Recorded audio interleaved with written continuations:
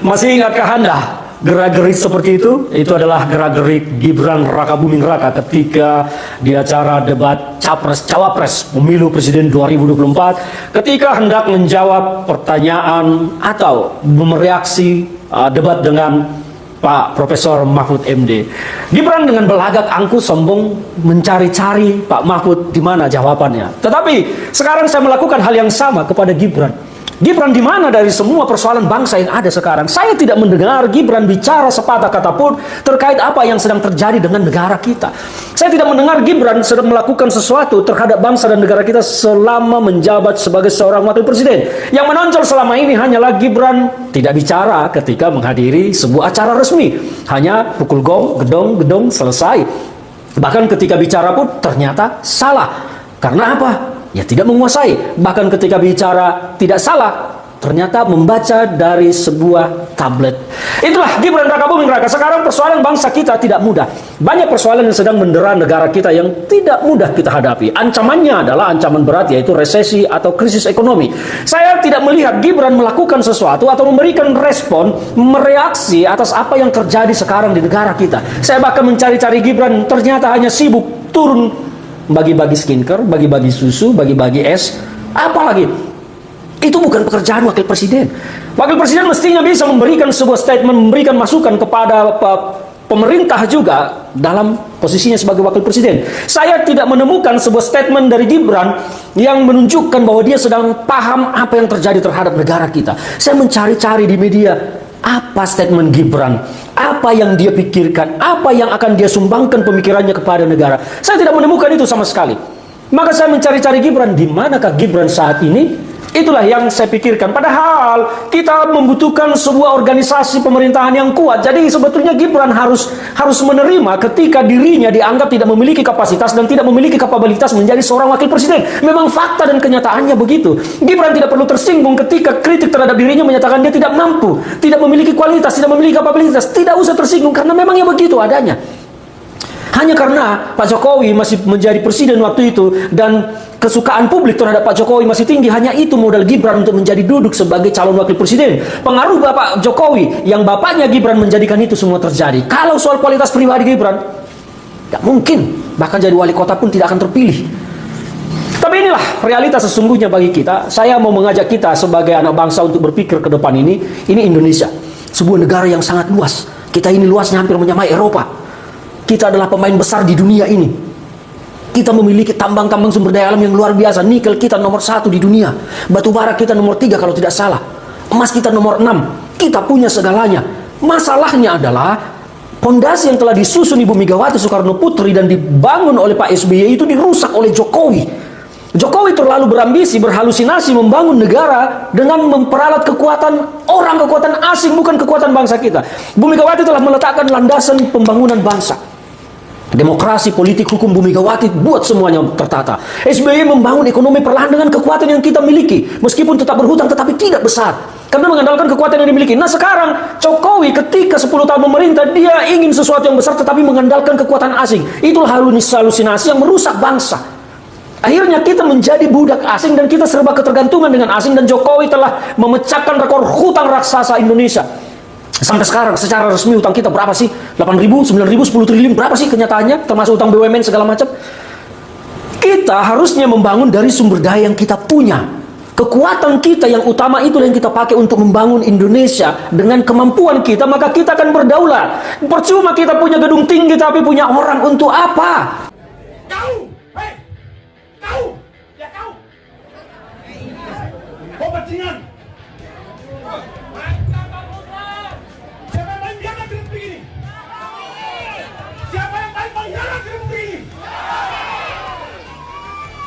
Sekali lagi, jangan paling bajingan di Republik ini. Maka kau harus bertanggung jawab atas kerusakan sistem tata kelola berbangsa dan bernegara di Republik ini. Waktu tinggal sedikit.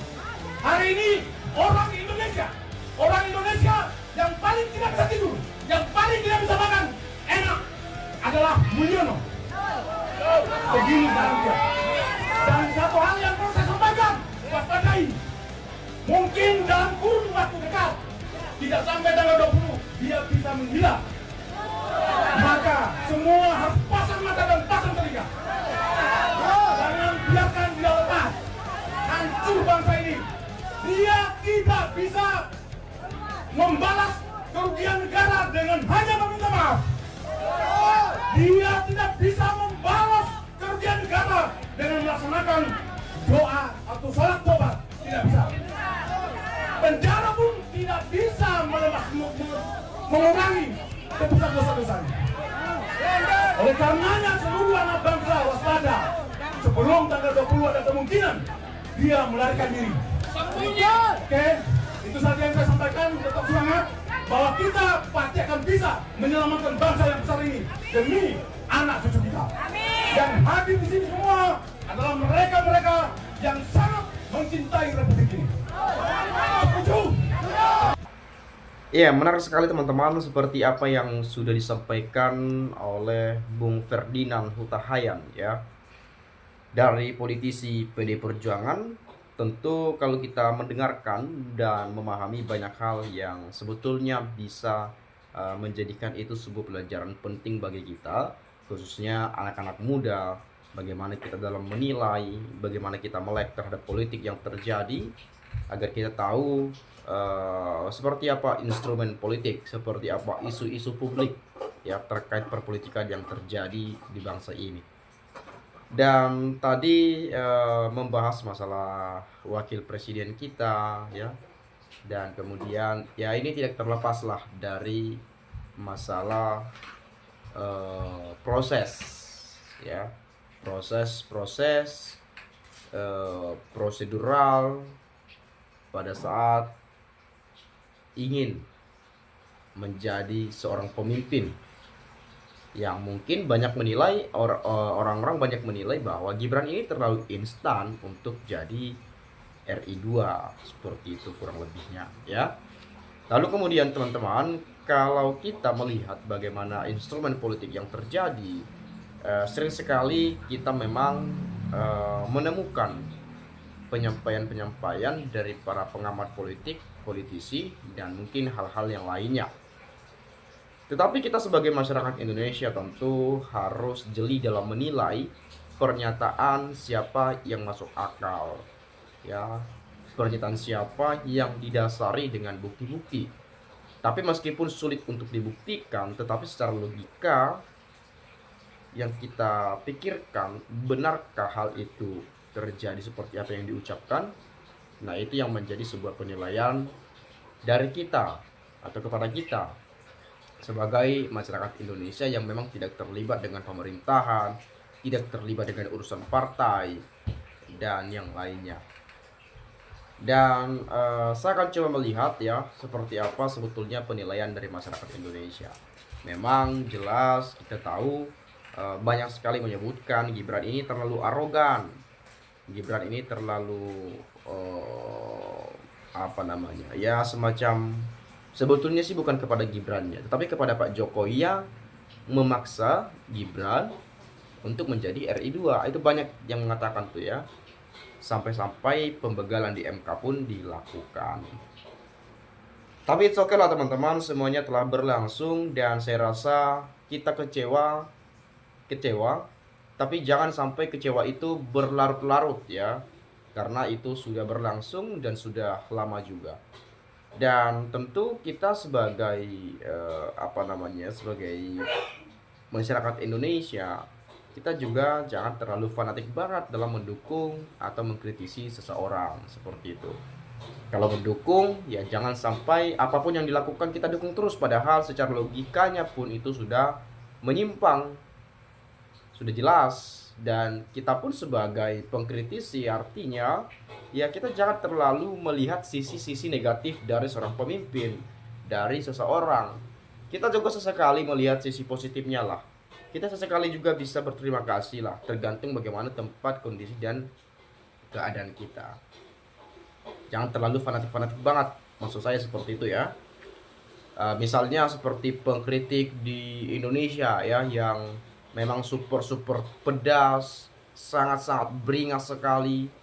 Tetapi ketika di luar negeri, mereka harus mengakui bahwa inilah presiden kami Indonesia, berterima kasih kepada presiden Indonesia, atau mungkin ada perlombaan menang ya, telah memungkinkan kami untuk melakukan perlombaan, untuk memungkinkan kami untuk menang, mendapatkan piala atau piagam penghargaan atau apapun itu ya. Tapi di Indonesia dia, pengkritik presiden itu paling beringas juga gitu ya, paling pedas-pedas juga. Tapi ketika di luar ya, itu presiden dia berterima kasih gitu. Jadi harus betul-betul menempatkan posisi kita.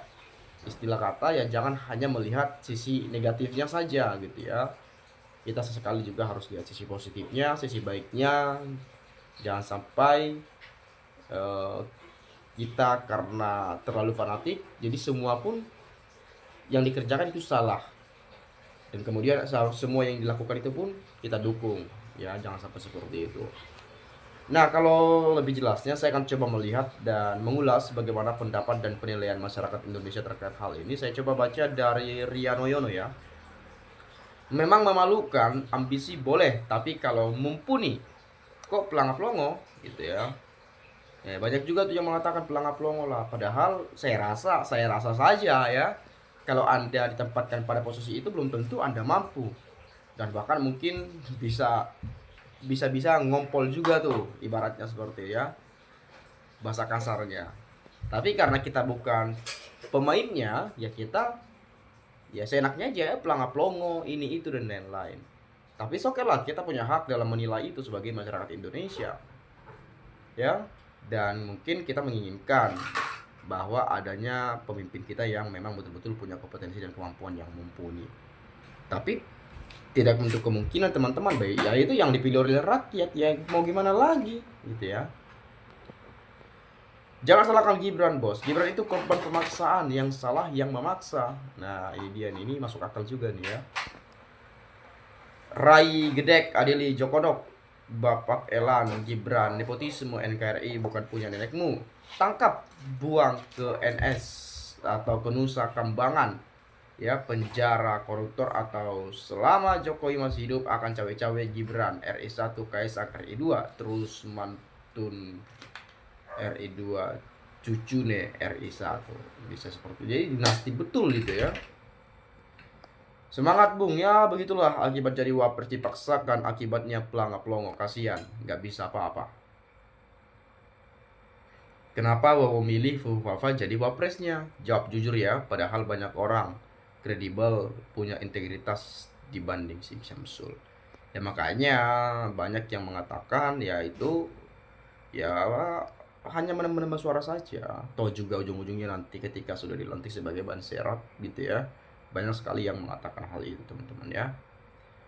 Dan biasanya wakil presiden itu ya ketika ketika semacam utamanya ke gitu ya, nggak nggak bisa hadir, berhalangan ya, yang digantikan oleh wakilnya seperti itu.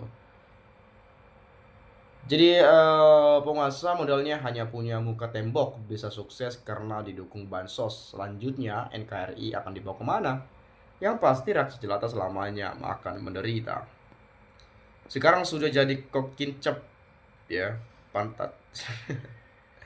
Apa dia bisa menyesuaikan tugasnya sebagai wakil presiden? Kerjaannya sekarang cukup dikerjakan oleh staf Kementerian Sosial.